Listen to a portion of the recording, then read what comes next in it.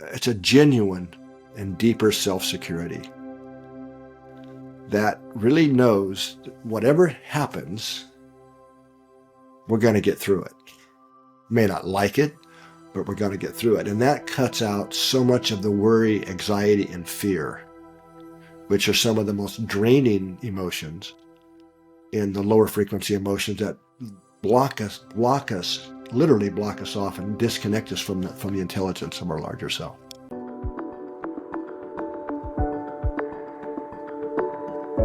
Welcome to the Youest podcast. I am Julie, your host. And here's the thing. If you are wondering, Julie, how do I access my higher self? How do I be my meest me, your youest you?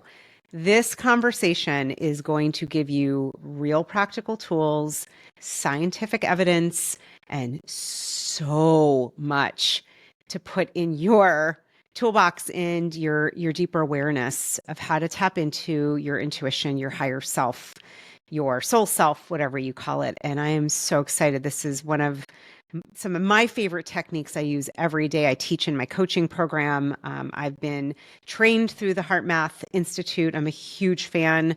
I always, anytime I can give and donate there. I just believe in their research and what they're teaching so much.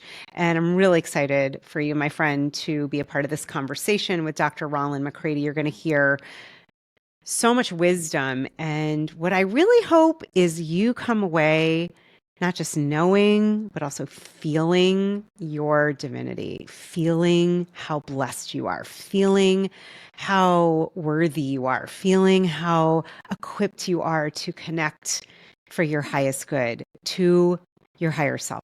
And to remember that you and I, we can shift our own ability to love our life, to feel calm, happy, and peaceful no matter what is going on, and that we can feed the field with our own heart, our heart energy. So I'll leave it there. It's a beautiful conversation. If you can hang with us for the whole thing, you're going to be really glad you did. We do an actual practice towards the end. And I just hope this conversation truly blesses you, helps you to tap into your Youest you. See you on the inside. All right, Youest you family, near, far, and wide. This is an interview, a conversation you are absolutely not going to want to miss. I am so grateful. I'm so excited. Dr. Rollin McCraty, who was on my show a few years back. We will make sure to have that link too, because that was quite a powerful conversation. But if you don't know, Dr. Rollin McCraty is the Director of Research for the HeartMath Institute, one of my favorite organizations in the world. And I'm so excited to have you back. Thank you for saying yes. We are just going to have a really powerful conversation. I know it. And thank you for being here today. Yeah, that's great, Julie. I could never say no to you. Oh, that's so, thank you. That's so sweet. He's being his Youest you. You're being your Youest you. Yes. I would love for, I think someone who's tuning in who may have heard of the HeartMath Institute, but isn't really sure what exactly it does, or I know we have people listening that are certified through the HeartMath Institute, but maybe just to start a little bit with what you do there, what it's about. We'll just kind of level set for someone who's maybe not as familiar with you and your work. And then we'll go from there. Sure. Well, me personally, my role, as you mentioned, Julie, is Director of Research. So the HeartMath Institute, we're a nonprofit in research and education. And then there's also HeartMath.com. I call them .org.com because they're two different distinct organizations, different campuses and leadership and all that. And the global mission of HeartMath in general, that would embrace both of the HeartMath organizations, is really to help facilitate the shift in global consciousness from one of, I think we can arguably say that it's pretty unstable right now, and in some ways dropping, kind of collective consciousness. There's more discord, a lack of really global dignity, and would be one way of talking about it. but facilitating, but that's all part of a bigger shift from my perspective that we kind of have to go through to emerge into the new upgrade in consciousness, if you will. So our mission is really global, and it's really about helping humanity in general increase our awareness and consciousness. So we do research, but we also do a lot of research, which covers a lot of ground in a certain ways.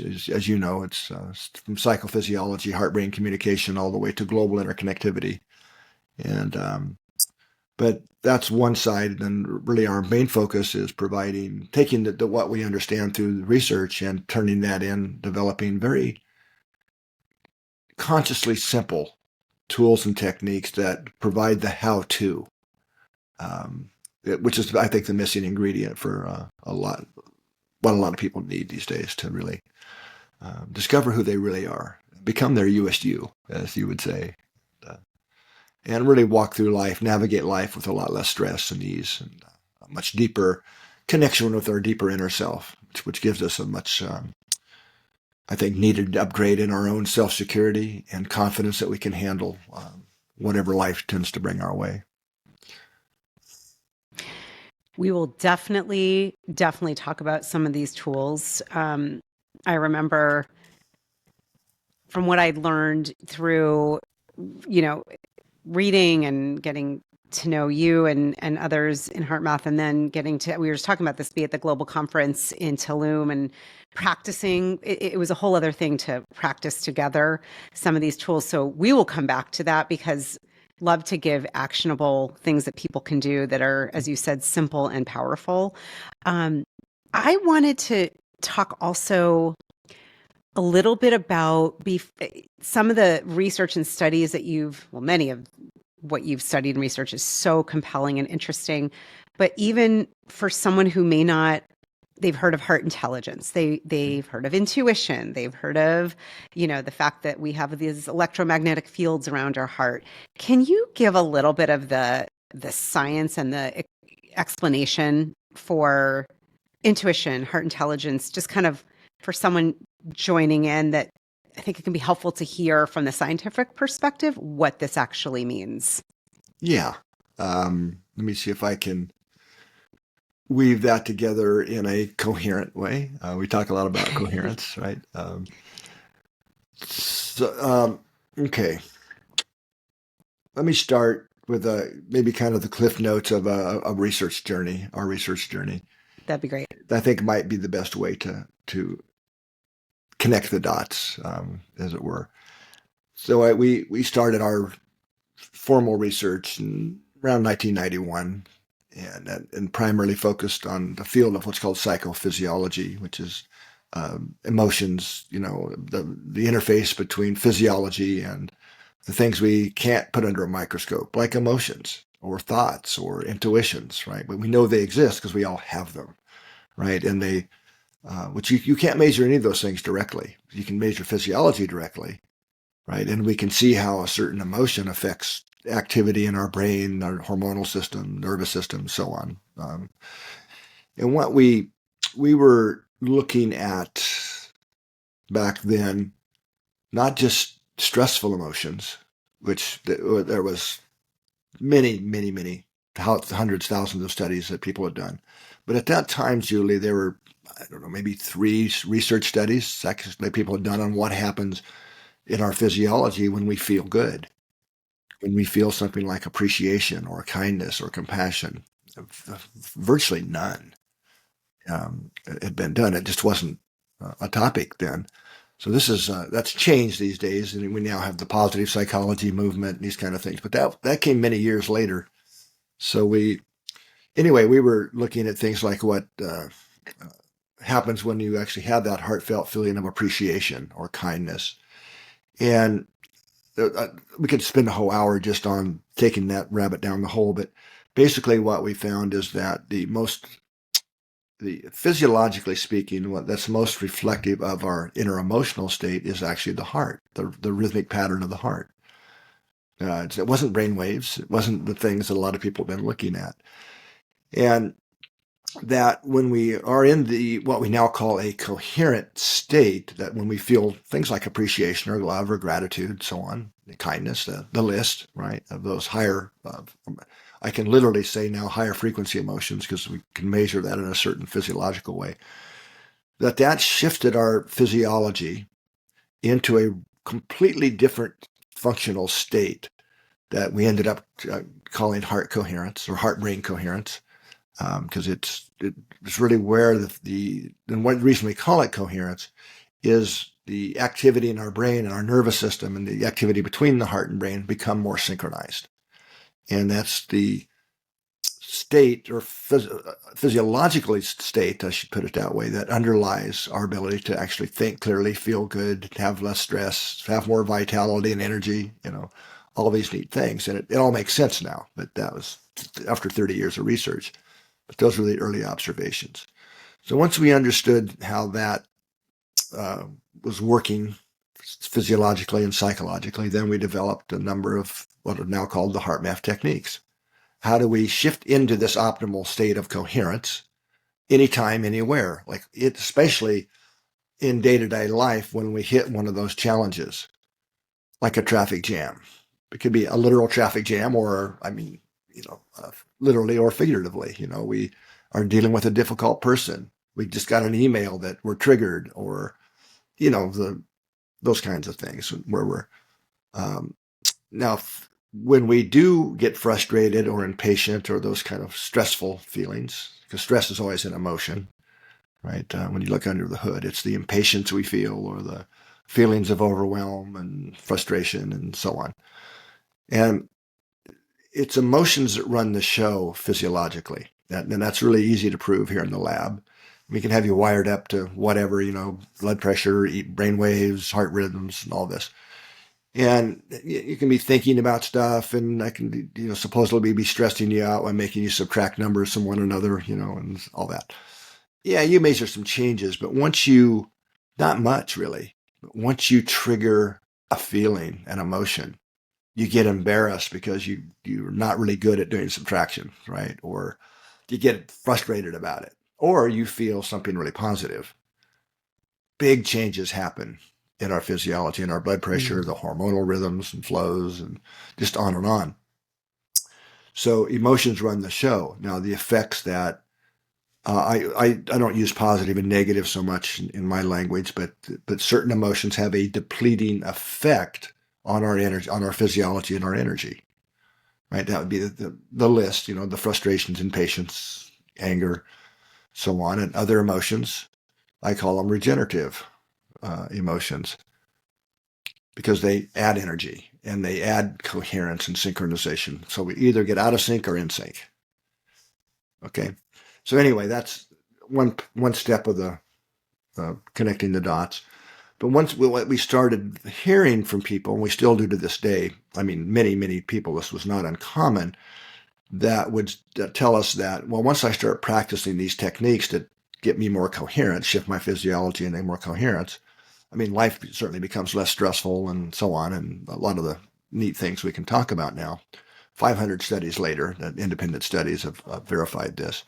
But the thing that we kept hearing most, well, maybe not most, but a lot, was, God, my intuition's on steroids. And this is different, I mean, it's not subtle. And then the second thing, and synchronicities have become a way of life. I mean, it's amazing. So, and that's still true.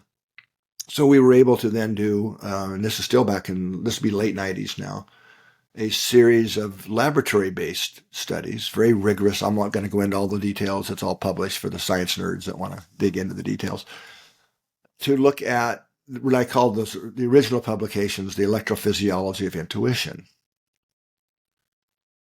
And to give this context, Julie, I would say that, well, in my writings, I talk about 3 types of intuition. And I think it's helpful to just briefly point those out first. Otherwise, it becomes a bit of a muddle. So the type that's studied the most in academic circles, because it's safe there, is called implicit learning or implicit knowledge. And that's where we've learned something and forgot we learned it, or maybe we didn't even know we were learning, and we're watching people do things, and our TV show, we saw something and went, aha, that gets stored away in the unconscious part of our memory. That's what implicit means, implicit memory, that we don't have conscious access. We can't just go dig it out and pick it up and remember it. So we encounter a challenge or a problem in the now, current time, and the brain's trying to find pattern matches between that stored away past reference and making a link, and aha, the intuition. Now, this is an important part of intuition, but it can also be wrong sometimes because, let me, before I go there, give you a classic example. There are many, but a nurse, been around the block a while, right? She walks into a patient's room and goes, oh, this person's in trouble. They're going to code in the next hour or so. A new nurse standing next to her is going, well, how do you know that? She's like, I don't know. I just know it. Right? But she's had something about them that she's seeing or detecting is matching one of those past historical matches, and you get the match. Okay. So kind of, you can call that expert knowledge in a way. But sometimes the current situation isn't really an exact or a good match to the past historical reference, so it can be wrong sometimes. But that's okay. I mean, better to take caution in that case than not. The second type I call energetic sensitivity. And this is our nervous system acting like a big antenna that is detecting often measurable signals from the environment that we're detecting and responding to in a meaningful way. There's people who feel earthquakes coming before they happen. We now know we can measure changes in the Earth's magnetic field preceding earthquakes. So their nervous system's just detecting that change in the field. Or ever feel like someone's staring at you. And you turn around, and sure enough, right? There's actually been a couple studies that have proven that that's a real sensitivity. Those are all in that energetic sensitivity. I even put empathy in that category.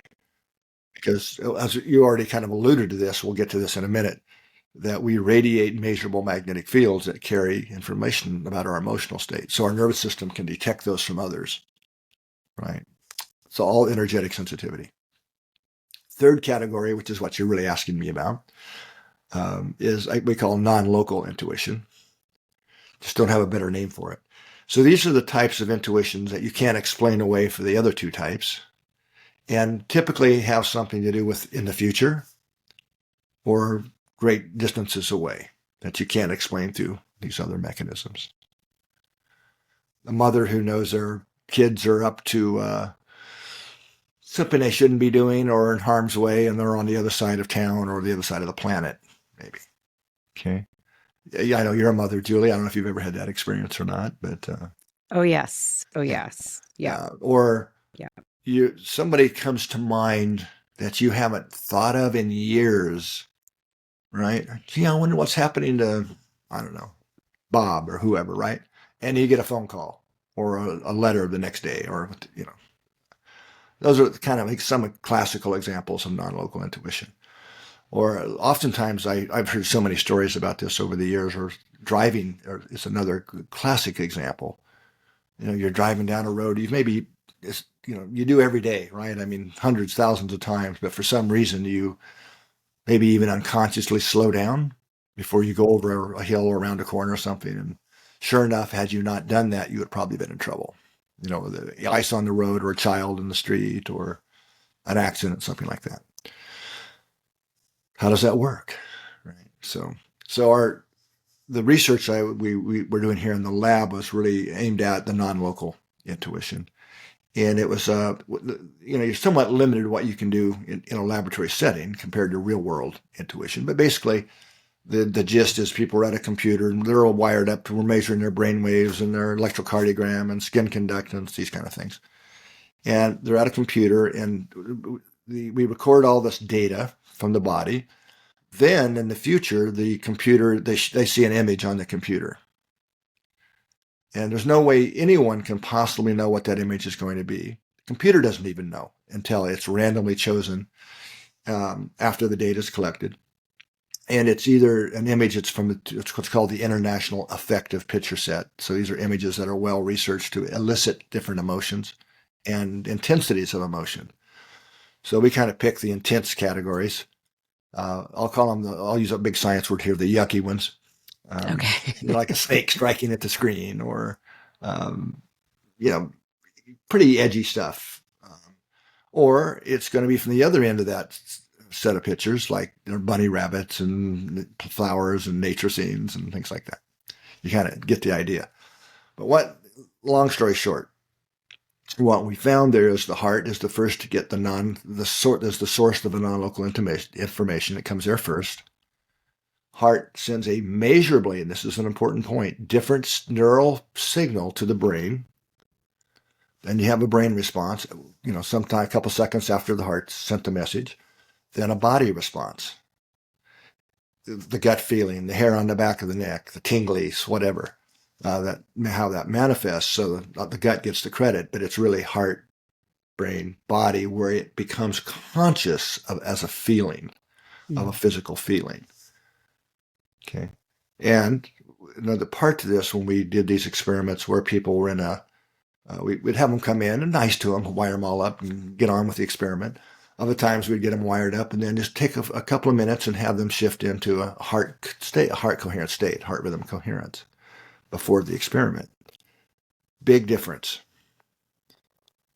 So when they were that channel between the heart and brain, in fact, even the brain waves being synchronized with the heart, were significantly different. And after it's kind of that carryover effect of being in that coherent state, even for just a short time.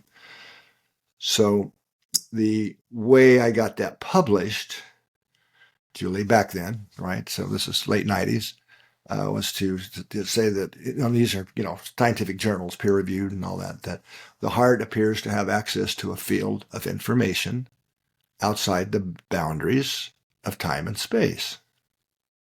Perfectly acceptable language back then, because entanglement and non-locality had actually been proven experimentally. Only that was only supposed to happen at that time at subatomic scales. But that's no longer, we've blown way past that now. The quantum physics guys have to show that macroscopic scale things do the same thing and can entangle. And we just kind of beat the curve, showing it physiologically on that. But, all right, so what is a field of information outside the boundaries of time and space? I'll ask you, Julie. I'm doing all the talking here. What would you? Oh gosh. This should be a no-brainer for you, but Yeah, I don't know that thought. So. no pressure. When I hear you say that, I think of the field of intelligence of it's not determined where you are. It's accessible at any place to anybody, and we're talking about the greater field of intelligence. Loving intelligence is what I make that mean. Okay. Maybe wrong. I might be stale in my knowledge, so please. No, that's okay. I shouldn't have put you on the spot, but you're kind of right. But I'm a little bit out of the box now. I'm getting me an old guy and pretty well published and pretty high ranked, so I can kind of say what I want now. Say it you're in the right place. But it's I think that was really code for saying that what a lot of people would call your higher self. Yes. Yeah, I thought you might get that, or your large. Yes. Here at HeartMath, we just call it your larger self. Yes, your higher self is. Yeah, rather than higher self is kind of new age associated a lot, so I just say your larger self. Yes. Soul but self. A lot of people would say it's the connection that I have to my spirit or to my soul. Mm-hmm. And some that are more from a religious background might talk about the God within. How do you? It doesn't matter. We're talking about the same thing. Yeah. So what I'm suggesting here is that we actually really do have a higher self or a larger self. Yes. That's not some out there separate thing. It is us. It is, we are, any living system actually has to be a multidimensional being. Yes. Right? So it's that other dimensional part. Remember how I started earlier by saying you can't put a feeling or an intuition under a microscope. We can only measure the physiological responses to those.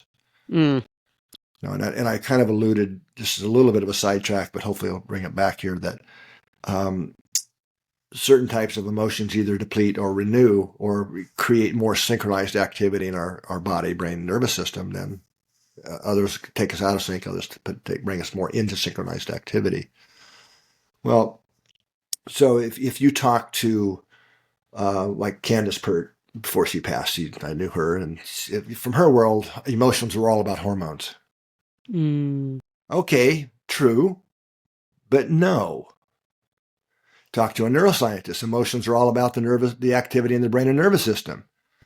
Well, no, but yes, both are correct. Right. Right. But I'm going to add one more, right? Because as I said, emotions run the show, right? And they actually happen at the energetic domain first, Mm. the frequency domain. And you can actually, as you develop more self-awareness, you actually start to feel that they happen first in your energetic. I won't say well, I can say body, but energetic system. Then, and we actually measure this in the lab. Then brain neural, then hormones. So they're all part of the larger story, right? So, but when we're energetically able to bring more coherence in, which is what heart coherence ultimately is about, that's opening that channel to our own larger self, which is part of our undivided wholeness. So that's not some external thing. Now, so what I'm also going to suggest here, Julie, is that we have two hearts. Mm. The physical heart, right, which is far more than just a blood pump. We know now it has its own nervous system and brain and all that, but it's also connected to we call the energetic heart. So it's been called the spiritual heart in other traditions for at least 1,000 years. But what I'm suggesting here is that's real. It's very real, with very complex in its real structure. It exists at the energetic level. It's kind of the master coordinator, if you will, of our energetic system. It's kind of like you can measure the magnetic field of the heart a few feet from the body. You can measure a brainwave an inch, right? So at the energetic level, it's the main player, if you will. And the energetic heart is really important. So it's primarily the bridge to that higher dimensional part of ourself, right? Which already knows what's best for us. And it's so the energetic heart's also directly in communication with all the DNA and all the cells. It's where the real blueprint is for who we really are. Okay. Yeah, you got the physical DNA that's your eye color, and I'm going to be a boy or a girl, and hair color and all that. But one of the big surprises, if you remember, in the mapping the human genome, was where's the missing information? There's not even close to enough information encoded in the physical DNA. So I'm just suggesting here that that's the energetic heart, where that exists. So as we learn to become more coherent and hear that deeper inner voice from our own larger self via the heart, that's why we focus on the heart. And why so many, what I'm saying here is not new. This has been the central theme of many, great philosophies, teachings around the world. The heart is the access point to wisdom and courage and intelligence, from another dimension. This is not, I'm just putting science to it here to help unfold that and providing techniques of how we actually access that. And that's what we mean, by the way, of heart intelligence. So I'm talking about, I'm not saying the cells in the physical heart are any more intelligent than the cells in our brain, but it is that access point to that higher vibrational part of our undivided wholeness. Hopefully that's what the big game intuition is. It's when we're able to, it's our own inner GPS system. Yeah. That actually at that dimension isn't bound by time and space. Right.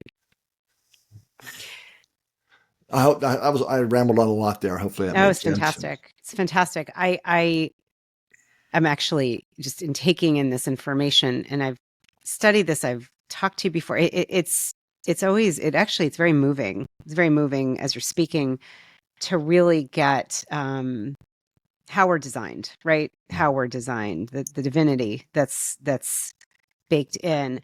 I'm curious. You mentioned there's the physical heart and the energetic heart, and I'm curious. We could talk about the energetic heart a little bit more. So I'm imagining, right? There's each of us individuated versions of the whole. We each have our own physical heart, which can measure there's electromagnetic field around it. And as you said, this is so interesting. And I remember when I first learned this, that information comes first to the heart, then to the brain, then to the body. Yeah, the non-local intuition I'm talking about. Non-local that intuition. That connection to our own larger self, that Yes. deeper voice. I mean, who are you talking to anyway when you go deeper within? Right. Right. That's a great question.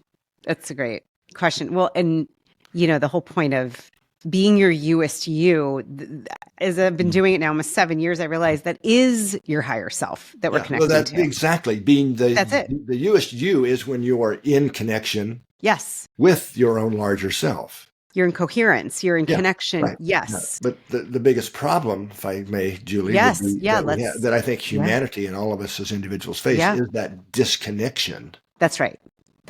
Between our own larger self. People are living just from the head and the mind. Yes. Without the integration of our larger intuitive intelligence.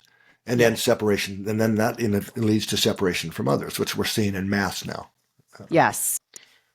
I'm curious, you'd mentioned the energetic heart being the bridge. Mm-hmm. Can you talk about what the energetic heart is, both in real terms and maybe even visually? I know I'm such a visual person. I wish I had a picture of it. That's it. Because you can't visualize, like I said, under a microscope, the energetic system. You can only measure, we talk about measuring magnetic fields all the time, but we never measure one directly. Right. We measure the effect it has on some measurement instrument. I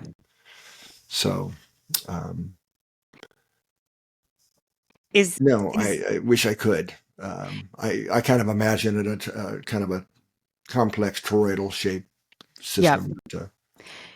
And Rollin, is it like the collective heart, the energetic heart, or is it individual? We all have our own individual energetic heart and own individual higher self.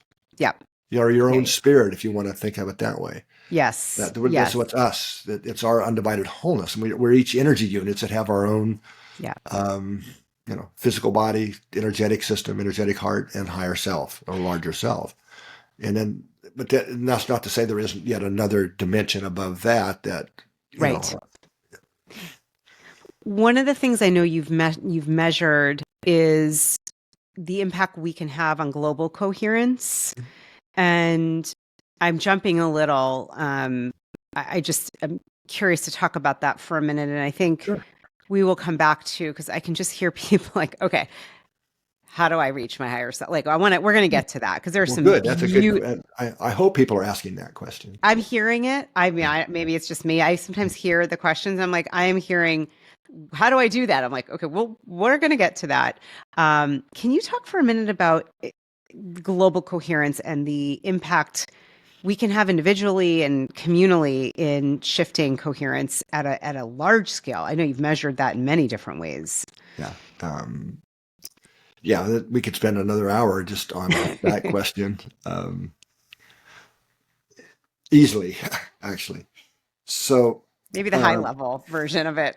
Well, let me start with we've already talked a little bit about this, but when we put electrodes on the body to measure the electrocardiogram, or we stick them on your head to measure the electroencephalogram, because you're measuring electricity, current flow, literally. That's what the electrodes are measuring.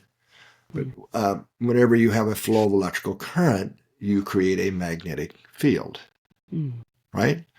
This is basic science 101. And magnetic fields, a lot of people don't really understand that electric fields and magnetic fields are very different things. Okay. One of the qualities of magnetic fields is they go through things. Now, this is why my previous career was a communication engineer, Motorola and all that. So I came into this field with a kind of a knowledge base there, which has been very helpful. But the fact that it's the magnetic fields is why your cell phones will work indoors. Right? They're going through the walls and the windows, and you can even be in an elevator, right? So the technology we're so clever about inventing, nature beat us to all of it. right? So whenever the heart beats, we are literally radiating a magnetic field, goes right through the skin out into the space around us. Now, how do I know that? I can measure it. If you need a different instrument called a magnetometer, the electrodes don't see the magnetic, they just see current flow.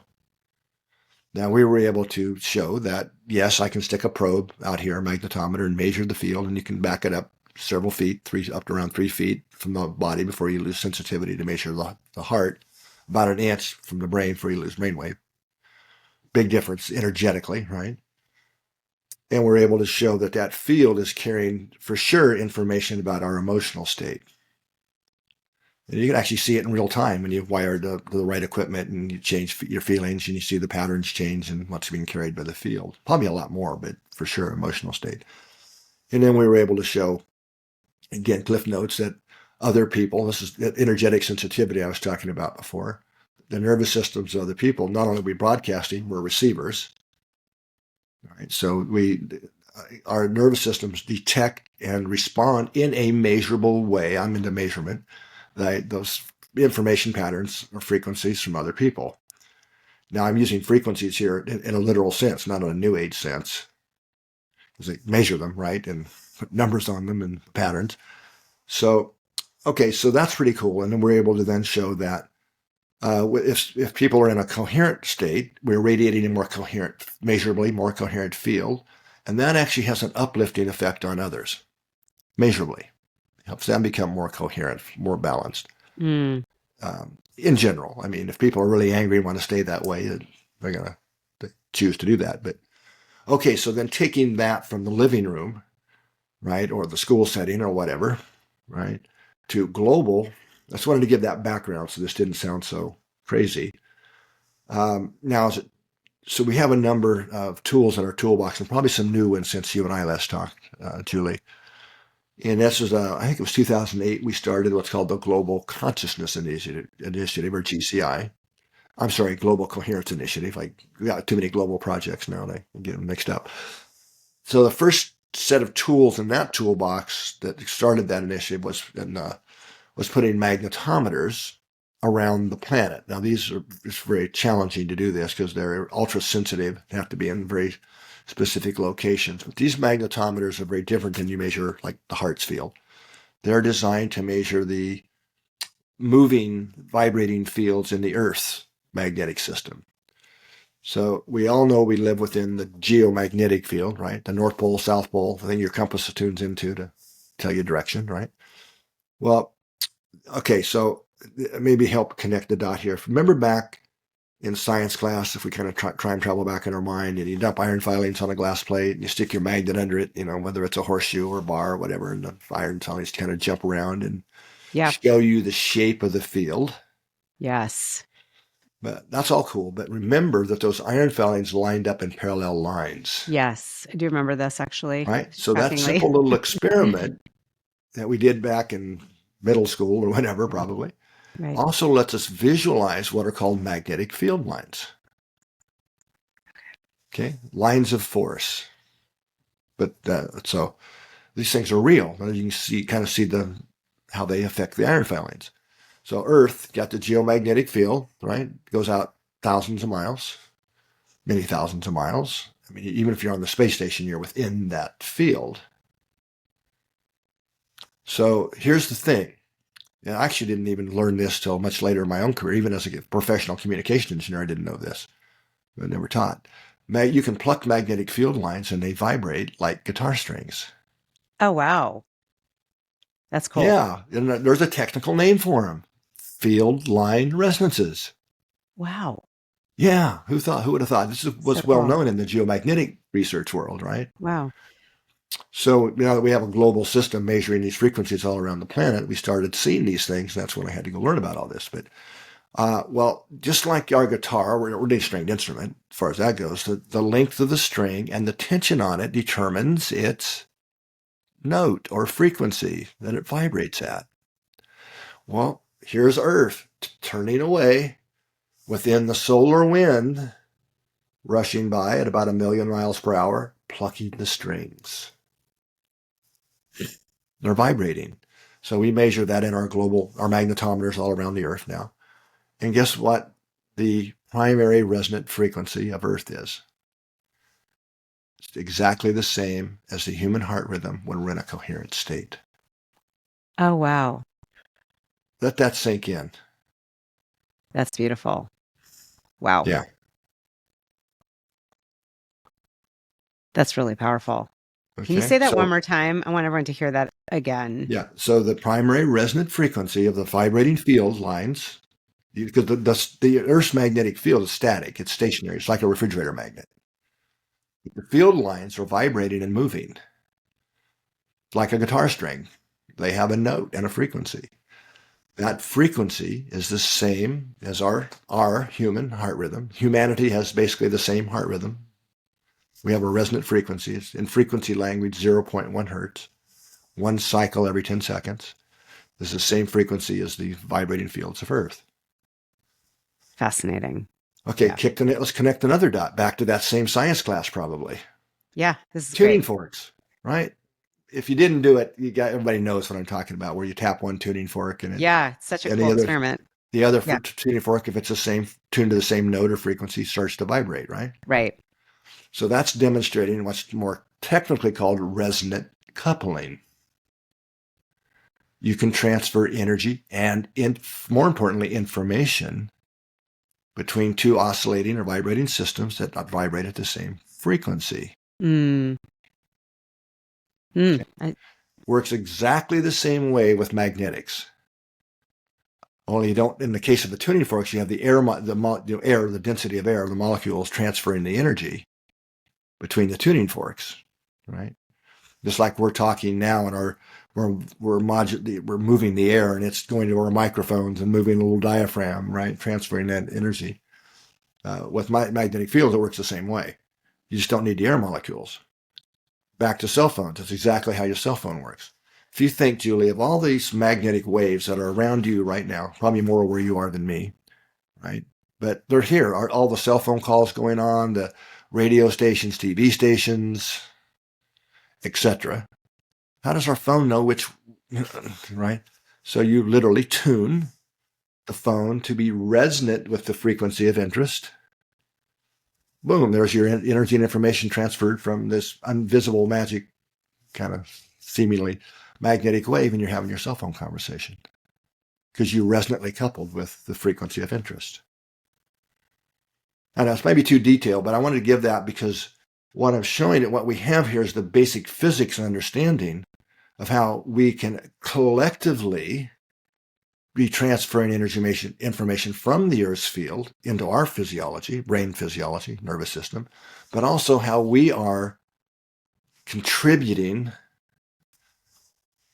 thoughts, especially feelings, into the global field environment through we're all kind of like a bunch of tuning forks resonating with the big global field.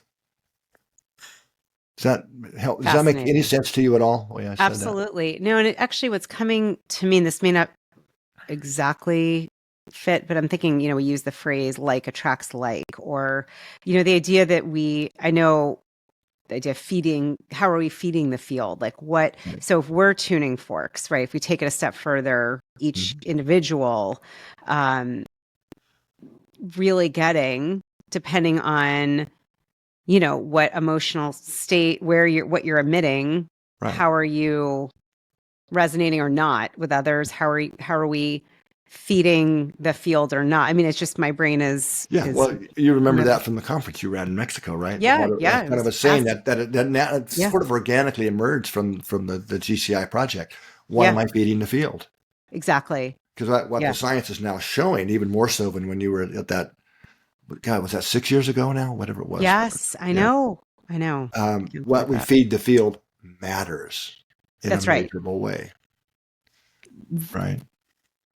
I want people to get that. And I think this, going back a little more granular into how do you access your higher self, right? It matters, right? Let's go with that question. Okay. How do you access your higher self?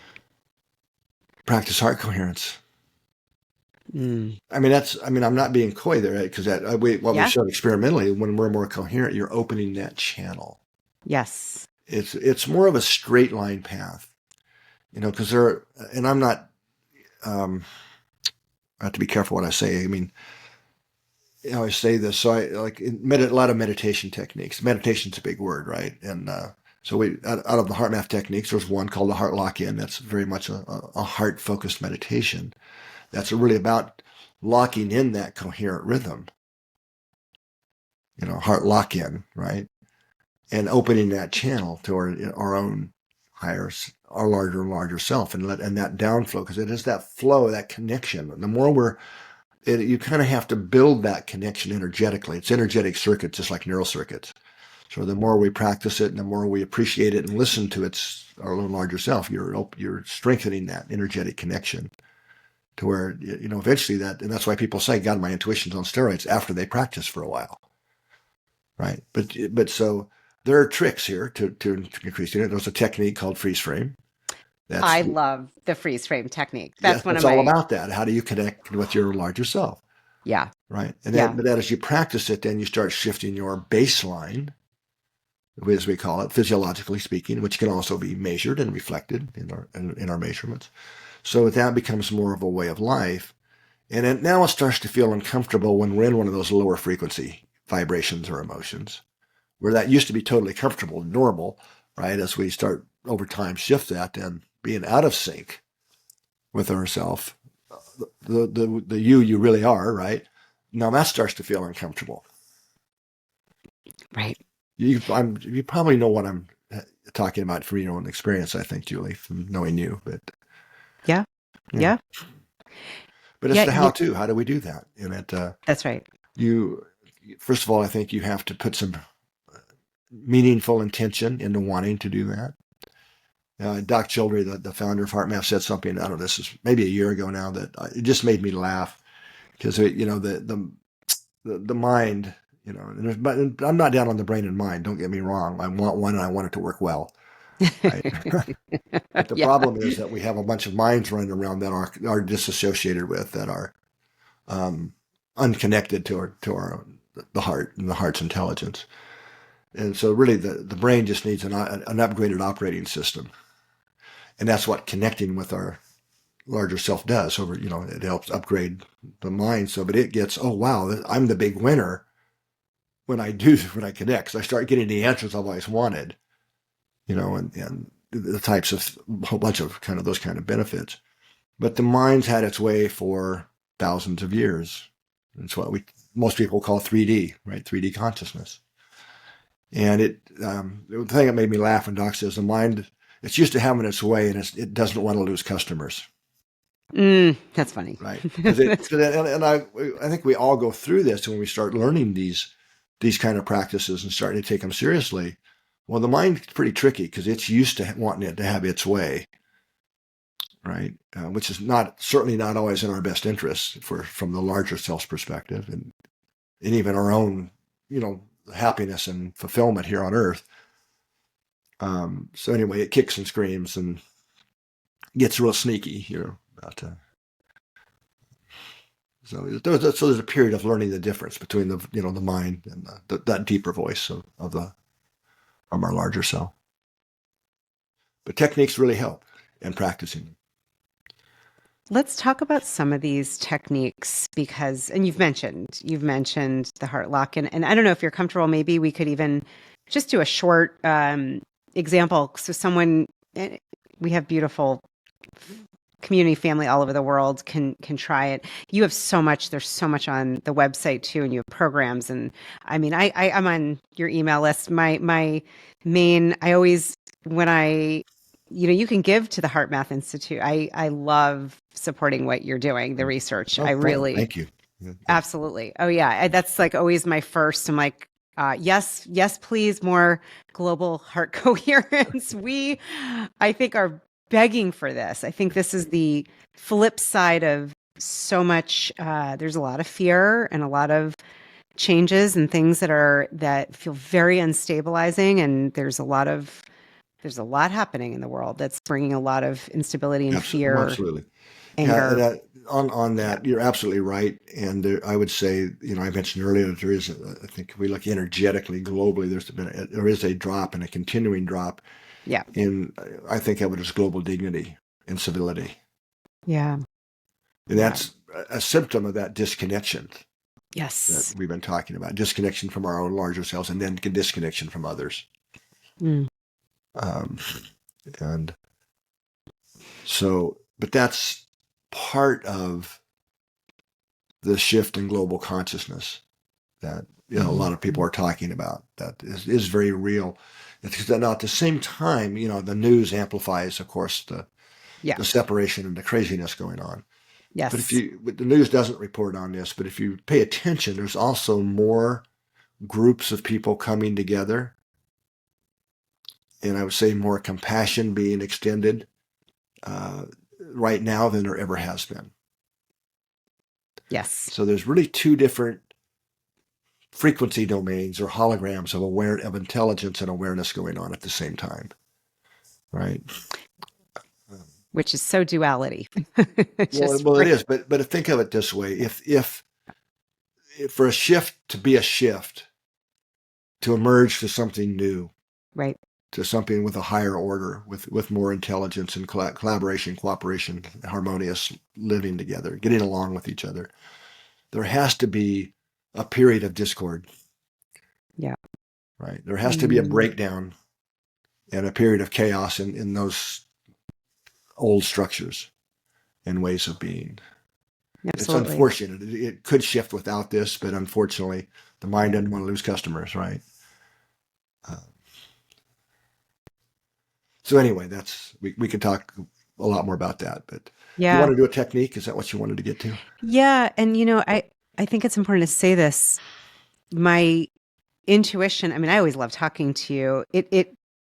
I use a lot of these techniques, and it's been saying, reach out to Rollin, have Dr. McCraty, have him back. Like we need, there's a realness to this. And I think as we're talking, I'm really feeling into all of our listeners all over the world. And that question of what can I do? What can I do? I mean, obviously stop watching the news, stop, there's what are you giving your attention to? However, what you're talking about, building coherence, this is what we're going to talk about now. There are things we can do that make an actual physical difference, energetic difference. What I've experienced, and again, this is one day at a time, I'm in this with everyone. It is a very different way to do life from guidance from my higher self. And I can feel the difference than from, and egos can always be there. It's just very different. And I've heard this from many, many, many others as well. There's a real positive effect. And maybe you can even talk about, from what I understand, even a tipping point that is possible when enough of us are in coherence, so let's talk about the techniques. We can go to the tipping point, but I think it was so much. I mean, might need a 2-hour show instead of an hour. I know. I'm going to have to have you back. I know. I was like, okay, we're going to try to condense this. And we might do round 2 because there's a lot. I know that. Yeah. Well, let's start. Well, 2 things. I think I'll give you the essence of a practice you can do to help access your intuition. And then I would also add that a really fast way to help facilitate this is to get some of the HRV coherence feedback technology. It's really inexpensive and it can be a powerful tool to help when am I in coherence and out of coherence. I mean, yes, you can learn this without it, and you can certainly meditate without it and all that, but it certainly is a great facilitator.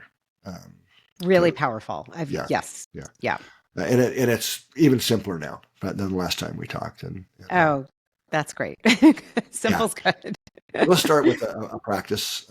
Okay. And most of the HeartMath techniques start with the same first step, not all, but the majority, and that's called heart-focused breathing. Okay, you know what it is, Julie, right? Heart-focused breathing. Yes. So you focus your attention in the area of the heart, and imagine your breath is flowing in and out of the heart or chest area.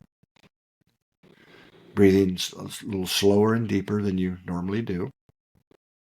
But you want to find the rhythm that's comfortable. Now, to help get you in, this isn't a part of the step officially, but when you we actually have a resonant frequency in our physiology. It has to do with the neural communication between the heart and brain and lungs. And that's that, I mentioned it earlier, 0.1 hertz or a 10-second rhythm. So breathing on 4 or 5 seconds on the in breath, don't hold your breath, then 4 or 5 seconds on the out breath, a smooth rhythm, is now you're breathing at your body's natural resonant frequency, which starts the process of taking you into that coherent state. So heart focused breathing. But I don't want you to forget about counting. That's just to give you an idea of the frequency of the rhythm. It keeps you stuck in the head if you're sitting there trying to count, right? Yes. Because you want to shift your attention to the area of the heart. Focus your attention there. So sorry I distracted us. Let's go back to heart focused breathing. Now, while you're doing heart focused breathing, breathe in the feeling of inner stillness or appreciation. Just drawing in that feeling with each breath. And breathe that out on the out breath to all your cells.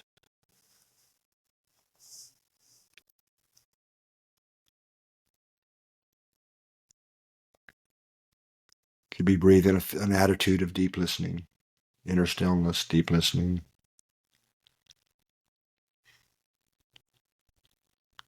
Now, next step is ask your heart or your larger self. Now, this can be used for any question you might have, but in this case, because we didn't start with identifying a question, just ask yourself, what's the next most important step for me in the journey of my own personal evolution? What's the most important thing that I can be doing now? Okay, so just be quiet, just continue the heart focused breathing. Activate that feeling of inner stillness and ask yourself. And then the next step is quietly observe. Listen, for any subtle shifts in perception, feeling.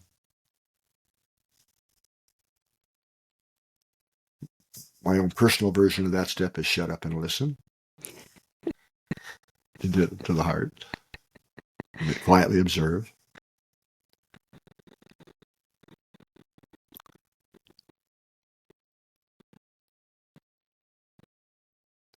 And then, just note any shifts. And then an important next part of that next step is after listening is to really commit to acting on any insights or perceptions that you might have gotten.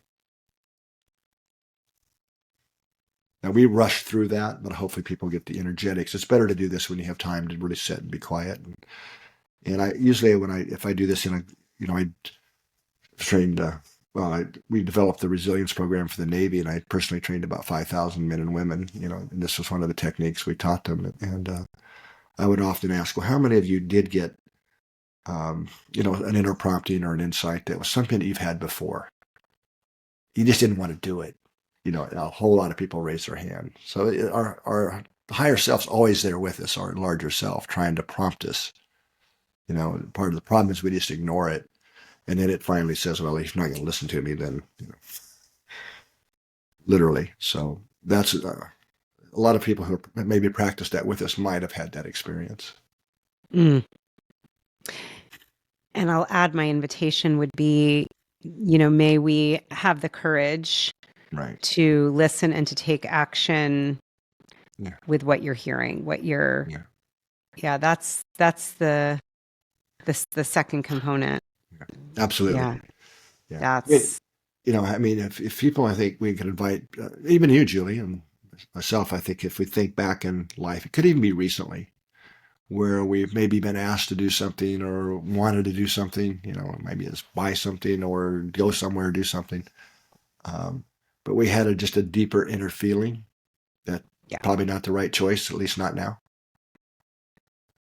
Yes. We all had that experience, but then think about when we've gone with what the mind wanted. And then you think back maybe weeks, months later, or days, kind of, damn, I wish I would have followed that inner prompting I had. Yes. As things play out. Yes. So to me, that lack of alignment right there, that disconnect Yeah. between heart and mind. I would just keep it simple: heart and mind, heart and our Yeah. larger self is simply the largest source of stress Hmm. globally in people's lives. That's a really powerful thing to understand. And I hope everyone listening, you're getting like, this is one example of something we can do anywhere. You can do it. I mean, I use this, the heart focused breathing and asking my heart almost every day with everything I'm doing. I mean, I really only want to know, what is my higher self Yeah. advising me? But that disconnect, it's amazing, the disconnect, what you just said, that's the root of what Yeah. we're seeing. Right. And so what do we need to do is really literally connect back in, which I'm even thinking about it as electric impulse. Like we can do that, with what you just did. It might seem so simple. I mean, I can tell you that has guided me. And sometimes I get answers that is not what my head is saying. Right. Or what it wants to hear. Oh, especially it comes up around food a lot for me. Yeah. 'Cause Yeah. I struggle sometimes with that. So it's funny, I heard, what does my heart want me to know next? And it was this. And then I heard, with your meals, do this first, really use this.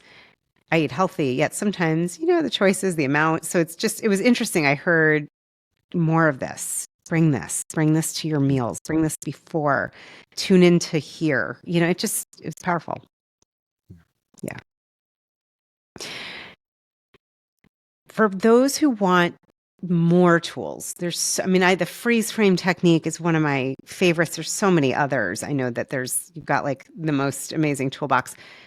Where's the best place for anyone listening to find that? Well, heartmath.org is a great place to go. And also, I would, if you really want to dig in the next level deeper, there's two books I would recommend, depending upon your background.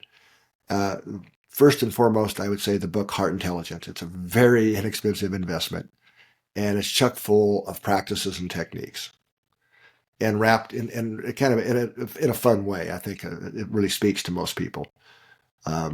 If you're a science nerd and you want, which isn't the techniques so much, but really, kind of an overview of the science stuff and a lot more than we talked about today. One of my books called Science of the Heart. It's written about the level of a Scientific American article. I mean, it's not the heavy duty stuff, but it's science too. So that would be some advice. And you can get both those from the heartmath.org website. But then I would really also, I don't want to over talk about it, but not lose what I was talking about earlier, Julie, of the technology, the feedback technology. Yeah. And you've got options. In fact, the newest app, there's three primary apps. One that's put out developed on the nonprofit side, is called the Global Coherence app. And that allows you to measure your own personal coherence, but also collective coherence. So working together with others in a group setting, because there actually is, we didn't talk about this yet, but an amplification effect when we're radiating love and compassion into the field environment when we do it with others. And you don't have to be in the same room. It's a non-local effect. In fact, we just published a really cool publication 3 weeks ago now, in one of the Nature journals about non-local synchronization. But anyway, that's off track. And one of the new innovations that you might not be aware of, you may, Julie, I'm not sure you follow, but you can actually use the phone, the camera on your phone as your sensor to sense your pulse and measure your heart rhythm, your heartbeat variability. That's new. Yeah, Yeah. I've used the inner balance. Okay, interesting. Yeah, but if you're going to really get into this, then one of these sensors like this is a professional sensor. You put a clip on your earlobe, and then that talks with all three of the HeartMath apps, including the Global Coherence app. It's a way better experience, but you can try this out for free, right? We're using the phone's camera. Inner Balance, you mentioned, that's the OLIS app, which is an awesome HRV biofeedback focused app. Then the newest app is simply called the HeartMath app. And you can also use the phone's camera, or it'll work with the sensor, but it also has a lot of the tools and techniques embedded in it, and a lot of onboarding to help people understand what is coherence, what's it look like, how do you shift, So it's really the best, and it's only been out, well, maybe 6 months or so, but it's really integrating the training and the biofeedback technology together. And it'll keep evolving. So it's a subscription-based app, but you get a free trial. So that would be, again, these are very low-cost ways to get involved. But then there's also a ton of free resources on the heartmath.org website as well. We'll make sure to have everything in the show notes in the description so that it's very easy. If you're watching and you're like, where do I go? What do I do? I'll have it all down there. And it's so reasonable, especially, one of the things with coherence, and you could talk about this maybe for a minute. I mean, it can help you with your health, with your sleep. Big time. I mean, being connected back into your heart is not surprisingly good for you. It's healthy. Yeah. It's is there anything that it won't benefit? Would be a way to ask it, right? Right. As I said earlier, there's over 500 studies now, independent studies that other people have done. So many of those are on health, as you mentioned. Yeah. Whether that's, you name it pretty much, heart disease, better hormonal balance, blood pressure regulation, and so on. But I'd say that there's even more studies on what you could put it in the category of mental health. Mm-hmm.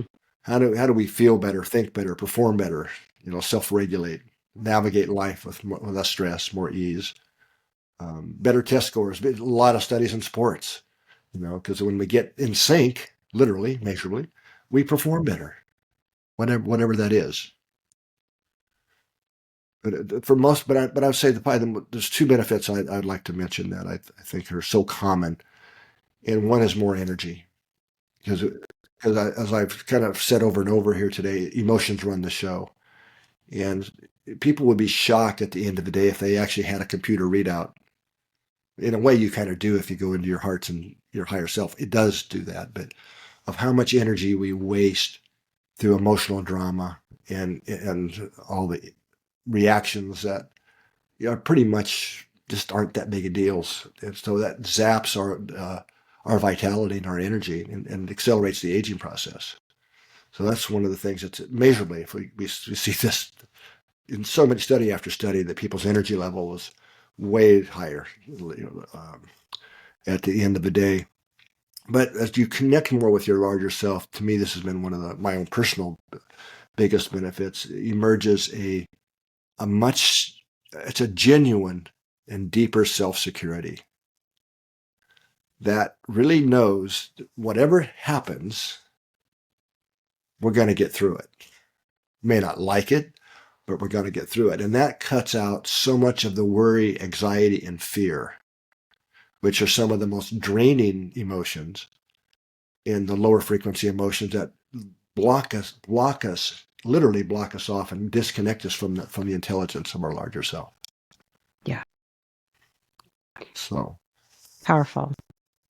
I have one last question that just showed up, and I don't know if this is what you were talking about. The Dr. David Hawkins, I believe, The Power versus Force, where it looks at the emotions. You can measure emotions and their frequency literally. I've seen it where, for example, if I remember, let's say care and compassion or love is 528 hertz. I don't know if that's the actual number, but there's. I know the scale you're talking about, and I would agree more or less with the hierarchy. The numbers is nonsense to me, but because they're not literal. I can surely tell you that. However, we when I mentioned earlier, when we have the heart radiates the field and we can measure informational patterns. Those are frequencies and emotions. So so I can really say that things like love, care, compassion, kindness have more coherent and higher frequency radiations. Now, in that domain, I can say it and literally and prove it scientifically. So cool. Now, let me just, means you brought that up. So I look at love to me is intelligence. Mm-hmm. And it's way past what us humans experience as love, but it's an organizing intelligence. But if I think of love, Julie, as an octave, like a musical octave that has a lot of notes. Yeah, I was just going to ask about music. That's so cool. Yeah. Well, and frequencies in that spectrum. Yeah. So one of the higher notes in the love spectrum is compassion, kindness, appreciation, gratitude, patience, right? Acceptance, heart vulnerability. These are all literal different frequencies and notes in that love spectrum.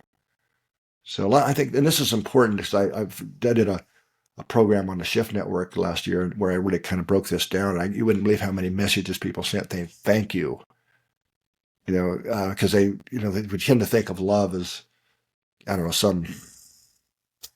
know, love you have for a mother or a son or a spouse, but no, we're being more loving and adding those higher frequency vibrations just by being kind. That is an aspect of love or caring, right? Or extending compassionate latitude to someone, knowing that we don't know what's going on in their world. And the thing that they did that upset us, we probably did ourselves last week, right? So extending compassionate latitude, that's an act of love. Patience, breathing in patience when we're non-patient. That's an act of love. Beautiful. Thank you Yeah. for clarifying that. That's actually very powerful. And it is something, you just said it, right? We don't ever know what's going on with anybody else. And that goes for the people we see that we think we know in the news in the world. We don't really know. And so you could say, as it's all an opportunity to learn how to connect and to go to these different heart qualities no matter what's happening. And that I know is the Ph.D. level for many of us. Yeah, whether, another way I think you can look at this, Julie, is these are all opportunities, moment-to-moment choices Yeah. to either advance in our own personal evolution of our own journey of consciousness. Yeah. That's why we're even here on Earth to begin with, and the different lifetimes is that evolution, Yeah.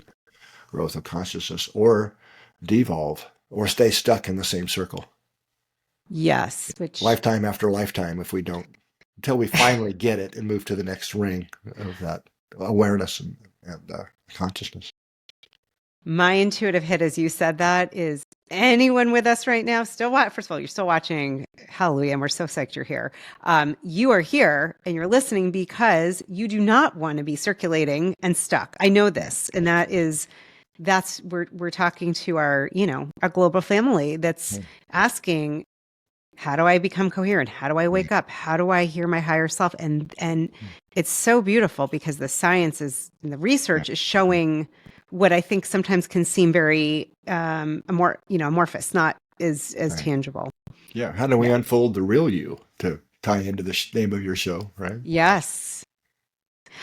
To me, this is the way. This is how we awaken and tap into this. This is why I'm obsessed with this topic, because the experience I've had personally experienced and have seen and talked to many, and your experience and scientifically is we all have a larger self, a higher self, a soul self, whatever you call it.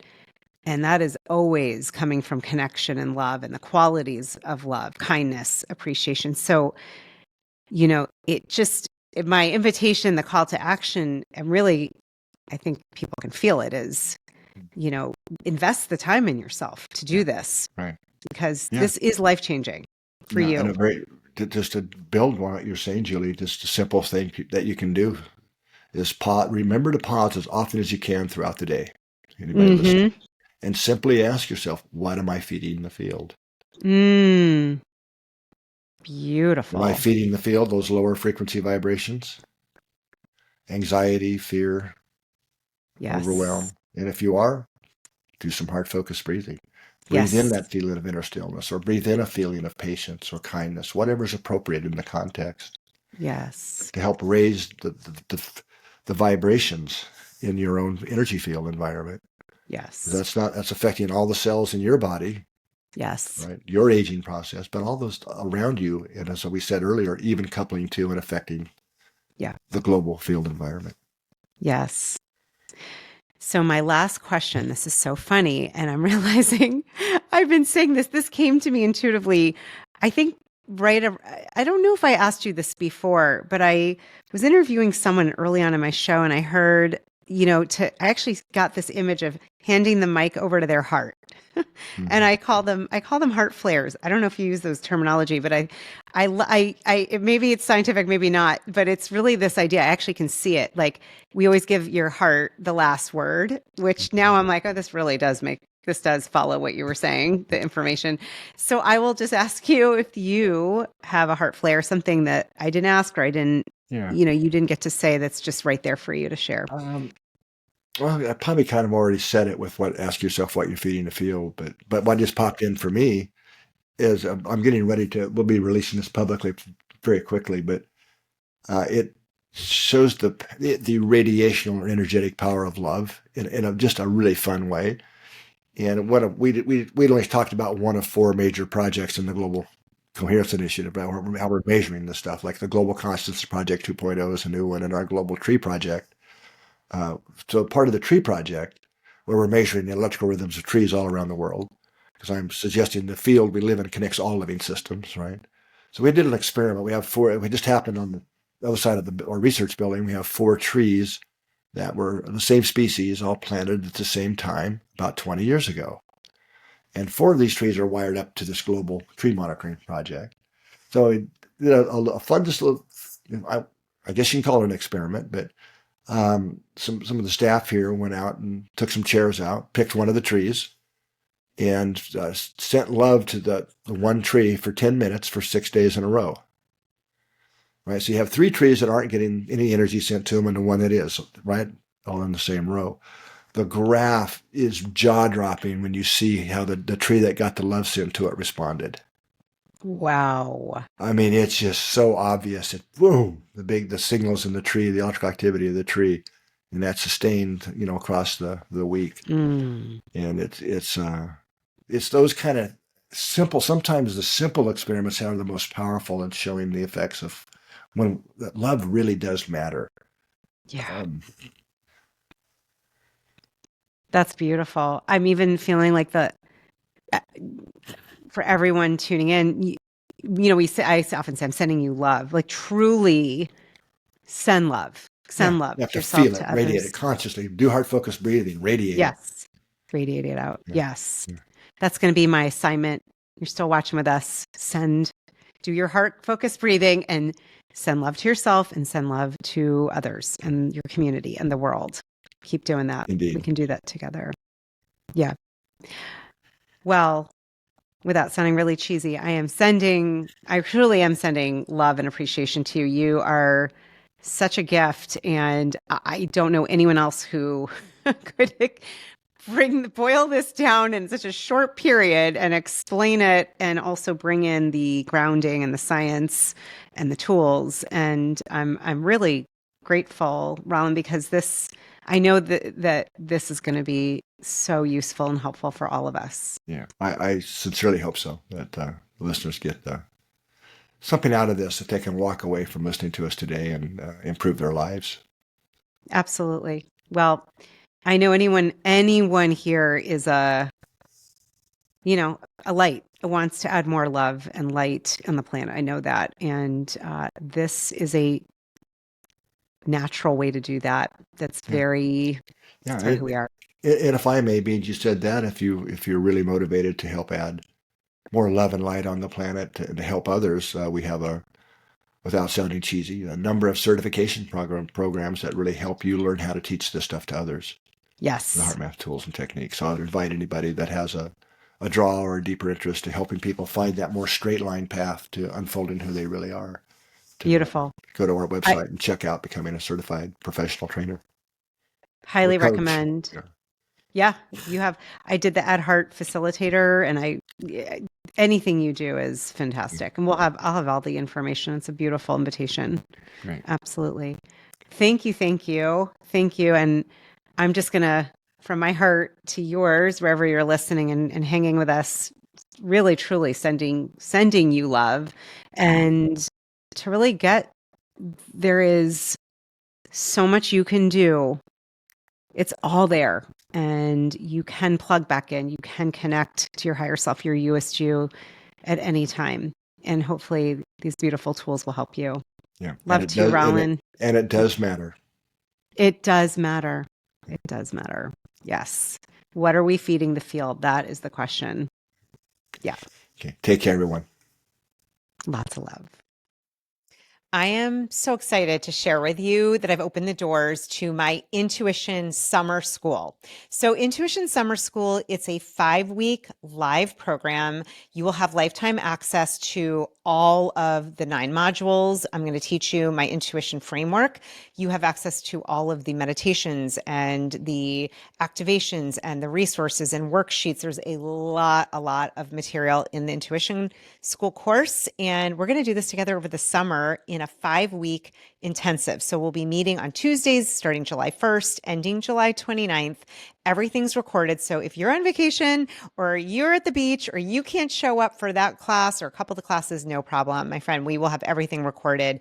And this is really for you if you're feeling like you want to stop following the doubt and the fears. You want to take action in your life. You want to have more confidence and clarity, whether it's around your health, maybe it's around your career or a relationship or anything to do with your life that means something to you.